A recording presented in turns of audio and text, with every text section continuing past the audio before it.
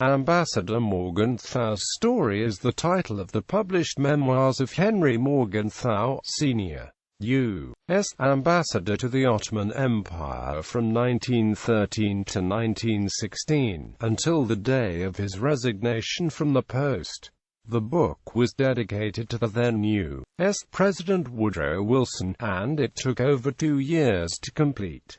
The ghostwriter for Henry Morgenthau was Burton J. Hendrick. However, a comparison with official documents filed by Morgenthau in his role as ambassador shows that the book must have been structured and written extensively by Morgenthau himself. The book is a primary source regarding the Armenian genocide and the Greek genocide during the last years of the Ottoman Empire. When published, the book came under criticism by 2 prominent American historians regarding its coverage of Germany in the weeks before the onset of the war. Contents: the former U.S. ambassador to the Ottoman Empire, Morgenthau relates his experience with German-Ottoman relations during the World War I. He referred to the KUP as the boss system inside the Ottoman Empire, and related how it proved useful to the German Empire to bring the Ottomans to the side. He also outlines the details of Germany's influence in preventing the sale of American warships to Greece, the plans for new territories,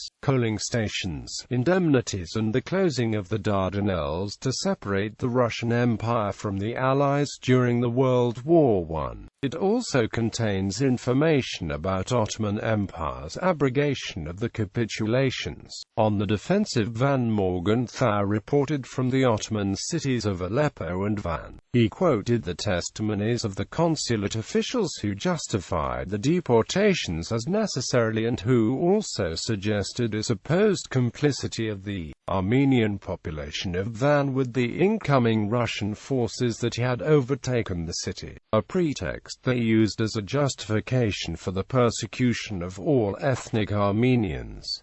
In his memoirs, Morgenthau later wrote that, when the Turkish authorities gave the orders for these deportations, they were merely giving the death warrant to a whole race. They understood this well, and, in their conversations with me, they made no particular attempt to conceal the fact. Discussions with Ottoman leaders. It took some time before the story of the Armenian atrocities reached the U.S. Embassy with all its details. Ambassador Morgenthau subsequently raised the issue in person with Talat Pasha and Enver Pasha. When Morgenthau asked both whether the information reaching the embassy was reliable, they regarded it as a mere manifestation of the disorders that had prevailed inside the Armenian provinces for many years. When the consular reports came from Van and Urfa, both Enver and Talat Pasha dismissed them as wild exaggerations.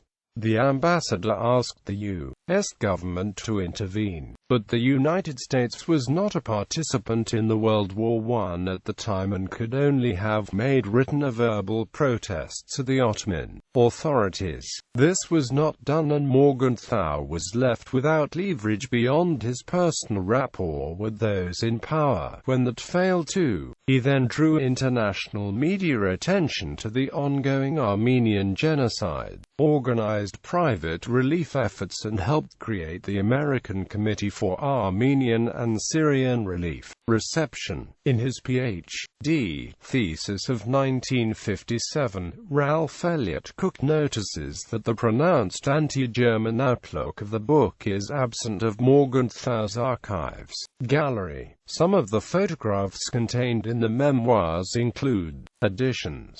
Ambassador Morgenthau's Story, Henry Morgenthau, Sr., New York, 1918. Doubleday, Page and Amp Co. Original republished in 2003 by the Gemidas Institute. The new edition features an introduction by Ara Sarafian, republished by Wayne State University Press in 2003, edited by Peter Balakian, with a foreword by Robert J. Lifton, an introduction by Roger W. Smith, and an epilogue by Henry Morgenthau III.